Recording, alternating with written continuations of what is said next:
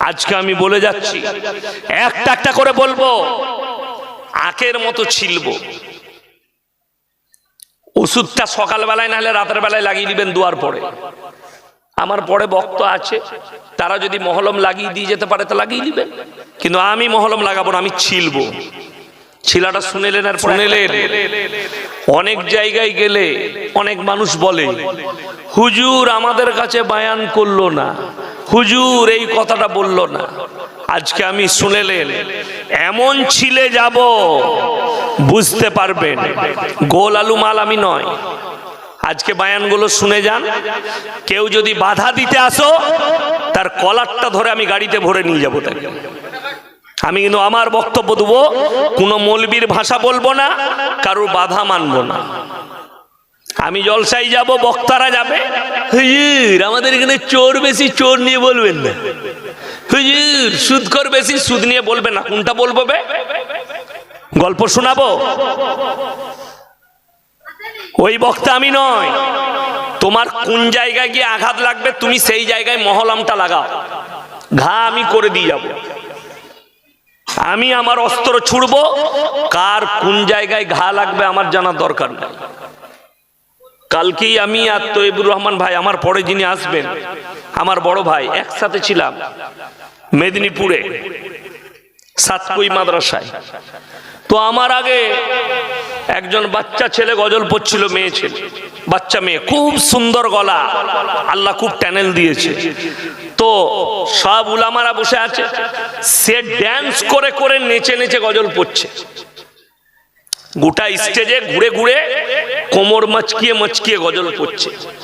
তো আমি এটা ভাবলাম যে প্রতিবাদ কেন করে না? ভালো লাগে। আমি কিন্তু থাকতে পারিনি, প্রতিবাদ করেছি, এটা হারাম।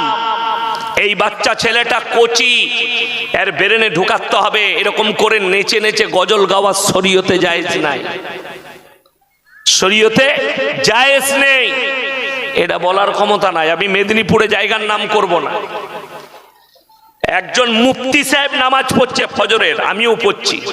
একজন ইমাম, তার বাপতি মসজিদ, নামাজে ভুল করেছে, কেউ কোনো উত্তর দিচ্ছে না, তাকে সওয়াল করছে না। আমি কানে কানে মুফতি সাহেবকে জিজ্ঞেস করলাম, হুজুর কিছু বলছেন না? নামাজটা তো হয়নি। কি বলছে জানেন? আমি বাবু ঝগড়া করতে পারবো না। আমি বললাম, তুমি বাবু মুফতিও হতে পারোনি। আমি তাকে বললাম, ওই নামাজ ভুল হয়েছে, হয়নি নামাজ। তো আমার দিকে ঘুরে তাকালো, বলে হুজুর কি ভুল হয়েছে? আমি তুমি যেটা পড়লে কোরআনে আছে, ফেরাউন ने रसूल का नाफरमानी की, আর সে পড়ছে রসুল ने ফেরাউন का नाफरमानी की।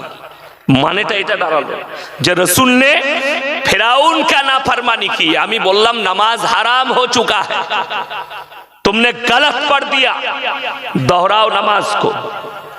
সে বেচারা চুপচাপ দাঁড়িয়ে, নামাজ আবার দোহরানো হলো। প্রতিবাদ তো করতে হবে অন্যায়। আজকে আমি বলে যাচ্ছি, একটা একটা করে বলবো, আখের মতো ছিলবো। ওষুধটা সকালবেলায় না হলে রাতের বেলায় লাগিয়ে দিবেন দুয়ার পরে। আমার পরে বক্ত আছে, তারা যদি মহলম লাগিয়ে দিয়ে যেতে পারে তা লাগিয়ে দিবেন, কিন্তু আমি মহলম লাগাবো না, আমি ছিলবো। ছিলাটা শুনেলেন আর পর একটা একটা করে। তুমি নিজেকে মুসলমান বলে দাবি করেছো, একজন হাত তুলে বলুন আমার জানা নেই মদ খাওয়া হারাম। সবাই জানে না? জানে না। একজন বলুন সুদ খাওয়া হারাম, আমি জানি না। একজন দাঁড়িয়ে বলুন জিনা করা হারাম, আমি জানি না। একজন দাঁড়িয়ে বলুন যে এপ্রিল ফুল পালন করা ইসলামে জায়েজ আছে। একজন দাঁড়িয়ে বলুন লটারির টিকিট কাটা জায়েজ আছে, হারাম, এটা আমার জানা নাই। একজন দাঁড়িয়ে বলুন জুয়া খেলা হারাম, এটা আমার জানা নাই। একটা মুসলিম দাঁড়িয়ে বলুন এখানে। খালি স্টেজে বসে আর জলসায় আর লোকের কাছে চায়ের দোকানে হিন্দু সমালোচনা করলে হবে না। তুমি তার চরিত্র থেকে তোমার চরিত্র হাজার গুণের খারাপ, তুমি এটা জানো? একমাত্র বিচার হবে তাদের। বিচার কিয়ামতের দিনে কাদের হবে জানেন? ইমানদারদের। কাদের বিচার হবে? ইমানদারদের। বেঈমান কাফেরের তো যে কলমা পড়েনি তার তো বিচারের কোনো রাস্তা নাই। ফি নারি জাহান্নাম খালিদিনা ফিহা, তার জন্য তো জাহান্নাম রেডি আছে, যে কলমা পড়েনি, আল্লাহকে বিশ্বাস করেনি। কিন্তু তুমি মাথায় টুপি লাগালে দিয়ে সুদ খাচ্ছ, মাথায় টুপি লাগালে বেটার বিয়েতে পণ লিচ্ছ, মাথায় টুপি লাগালে লোককে মিথ্যা কথা বলছো, মাথায় টুপি লাগালে তুমি অন্যায় করে মানুষের মালকে আত্মসাৎ করছো, মাথায় টুপি লাগালে মদ পান করছো, মাথায় টুপি লাগালে সুদ খাচ্ছ, মাথায় টুপি লাগালে ঘুষ খাচ্ছ। তুমি নিজেকে মুসলমান বলে দাবি করো, তুমি মার খাবে না, তাকে মার খাবে। কথাটা বুঝতে পেরেছেন না পারেননি? চলুন একটা করে বুঝাই।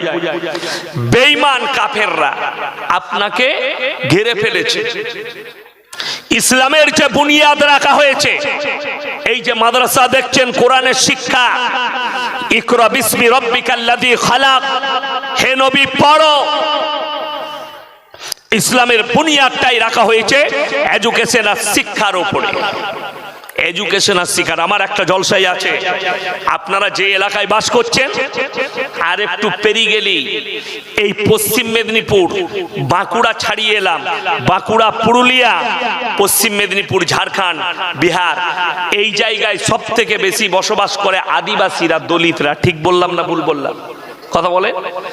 আদিবাসীরা সব থেকে বেশি এই পশ্চিম মেদিনীপুর, বাঁকুড়া, পুরুলিয়ায় আছে আমাদের রাজ্যের মধ্যে। বাকি ঝাড়খণ্ড আলাদা রাজ্য।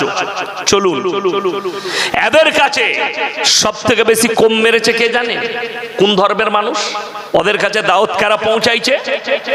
খালি শিক্ষা না থাকার কারণে, ধার্মিক শিক্ষা না থাকার কারণে, এডুকেশন না থাকার কারণে খ্রিস্টানরা তাদের কাছে দাওয়াত পৌঁছাতে সক্ষম হয়ে গেছে।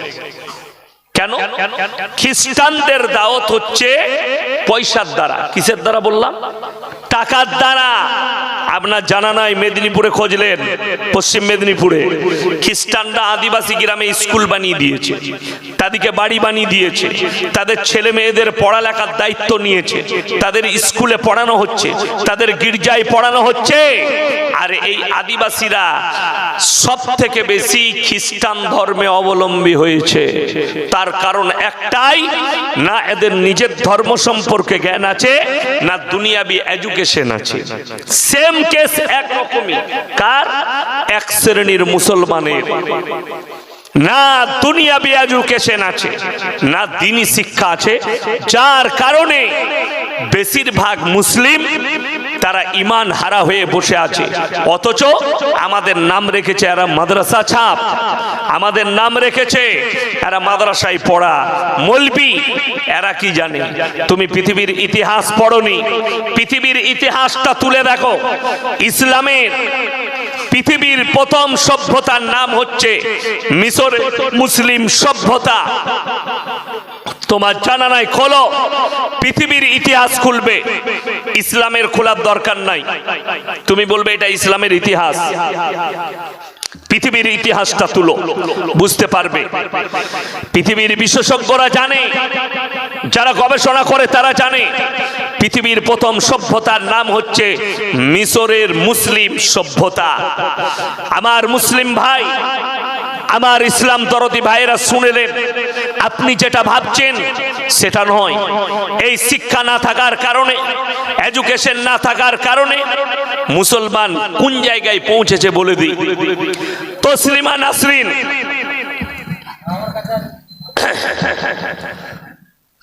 তসলিমা নাসরিন কোন অমুসলিম ঘরের মেয়ে নয়, মুসলমান ঘরে জন্ম নিয়েছে। জাস্টিস ইনায়েতুল্লাহ মুসলমান ঘরে জন্ম নিয়েছে। সালমান রুশদি মুসলিম ঘরে জন্ম নিয়েছে। আসাদ নূর এ মুসলমান ঘরে জন্ম নিয়েছে। তারেক ফাতেহি পাকিস্তানের এই হারামখোরের আওলাদটাও মুসলমান ঘরে জন্ম নিয়েছে। কিন্তু ইসলামের দুশমন, মুসলমানের দুশমন, কোরআনের দুশমন, আল্লাহর দুশমন, এরা সব মুসলিম ঘরে জন্ম নিয়েছে। আপনি কাকে গালি দিচ্ছেন? কেন গালি দিচ্ছেন? কোন ধর্মকে গালি দিচ্ছেন? তুমি আজকে আমি দেখেছি ফেসবুকে অনেক মুসলিম যুবক, অনেক মুসলমান যারা অ্যান্ড্রয়েড মোবাইল ইউজ করছেন, তারা এই ফেসবুকে এসে, হোয়াটসঅ্যাপে এসে আমাদের দেশের আমরা অনেকে বাবরি মসজিদ নিয়ে দুঃখ প্রকাশ করছে। আমাদের বাবরি মসজিদ ভেঙে গেল। ওরে হারামখোর, তুই কাঁদছিস বাবরি মসজিদের জন্য, আর তোর জন্য কাঁদছে তোর গ্রামের মসজিদ। তুই জীবনে নামাজ পড়তে যাস না। কথাটা বুঝতে পারলেন না? পারলেন না? তুমি জীবনে তোমার মসজিদে নামাজ পড়ো না। আর আমি বলে যাচ্ছি, জানবেন এর মধ্যেই আল্লাহ মঙ্গল রেখেছে, এর মধ্যেই আল্লাহ মঙ্গল রেখেছে। এটা বিশ্বাসের নাম ঈমান। যদি এটা বিশ্বাস না থাকে, তার ঈমান কমজোর। আল্লাহ যেটা করেন মঙ্গলের জন্য করেন, এটা মাথায় রাখবেন। কাবা ঘর ভাঙতে গিয়েছিল আব্রাহা বাদশাহ, আল্লাহ আবাবিল পাখির দ্বারা রুখে তাদেরকে ধূলিসাৎ করেছিলেন। কিন্তু তোমার চোখের সামনে মসজিদ ভেঙে গেল, আল্লাহর মদত আসেনি, তার মানে তুমি তো মসজিদকে মহব্বতই করোনি। বড় কষ্ট লাগে, তুমি এটা ভাবো না? তোমার গাফলতির কারণে তোমার সিজুয়ার মসজিদও ভেঙে যেতে পারে। কেন? যখন তুমি অবহেলা করবে, যখন তুমি শুনেলেন। ইতিহাস পড়ুন, ইসলামের স্পেনটা কোনো খ্রিস্টান ইহুদি নাসারাদের দেশ ছিল না, স্পেনটা ছিল মুসলিম রাষ্ট্র। আজকে সেই দেশটা খ্রিস্টান ইহুদি নাসারাদের দেশ হয়েছে, তার কারণ হচ্ছে মুসলমানের গাফলতি। দুটো জিনিসে, দ্বীনি শিক্ষায়, দুনিয়াবি শিক্ষায়, এই দুটোতেই গাফলতি, যার কারণে আপনাদের এই অবস্থা। বড় কষ্ট লাগে। এই দুটো মোবাইল কার?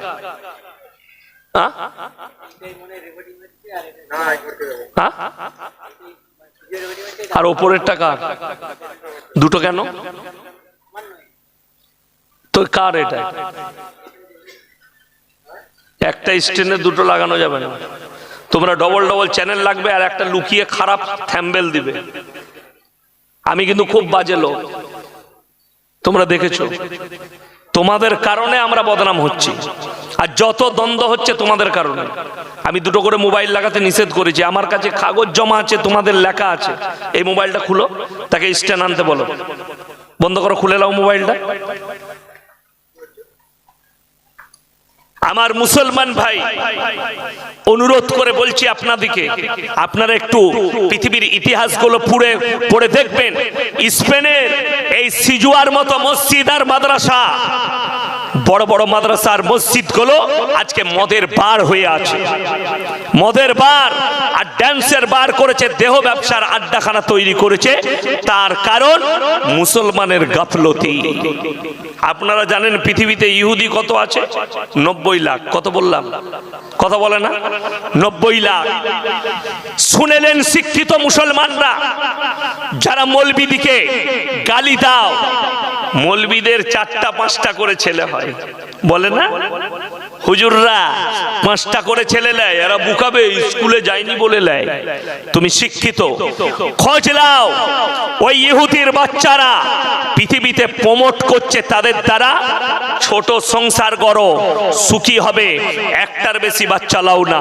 আর খোঁজ নিয়ে দেখুন, একটা ইহুদির বাড়িতে 7টা 8টা 10টা করে বাচ্চা নেয়। ওরা বাচ্চা নেয় কেন? আপনারা দেখতে পাবেন গোটা পৃথিবীতে এই যে মাইক্রোফোনটাই আমি বয়ান করছি, এটা ওদেরই আবিষ্কার। এই যে মোবাইলটা আমি কথা বলছি, ওদেরই আবিষ্কার। থামস আপ, কোকোকোলা যা খাচ্ছেন, ওদের আবিষ্কার। আপনি জানেন সিজুয়ার মার্কেটে, গোটা পৃথিবীর মার্কেটে থামস আপ, কোকোকোলা, পেপসি বিক্রি হয়, কিন্তু ইসরায়েলে থামস আপের কোনো কারখানা নাই। তারা থামস আপ খায় না, তারা কোকোকোলা খায় না, তারা আপনাকে হারাম খাওয়ায়, তারা নিজেরা ভালোটা খায়। কষ্টের বিষয় এটা, আপনাকে 2 নম্বরই জিনিসটা খাওয়ায়। আর এমন অভ্যস্ত করেছে, আমাদের মতো বক্তারা বললে শিক্ষিত লোকরা গালি দেয়, এরা গাল দেয়। ওই জন্য শুনেলেন